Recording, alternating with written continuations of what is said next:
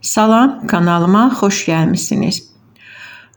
Bugün atamın anım günü olduğuna görə onun ən çox sevdiyi, yay mövsümündə ən çox istifadə etdiyi, bizə də sevdirdiyi və bölgəmizin də sevimli bir soyuq yeməyi olan simos hazırlayacağım. Maraqlı olarsa buyurun siz də hazırlayın. Bu yemək çox asan hazırlanır və uzun müddət soyuducuda da saxlanıla bilir.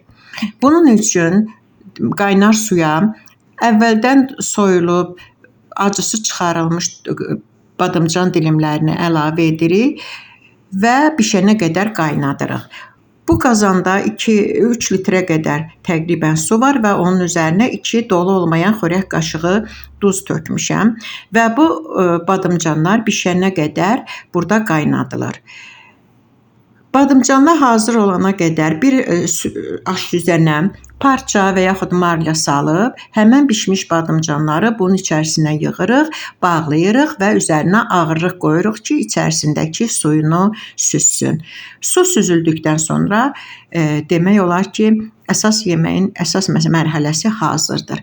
Bundan sonra bir qaba həmən bu süzülmüş badımcanları yığırıq, üzərinə zövqə görə əvvəldən yoxlayırsınız, duz, istiot tökülür, döyülmüş və yaxud doğranılmış sarımsaq əlavə olunur və qatıq da əlavə edərək yaxşıca qarışdırılır və yemək hazır olur.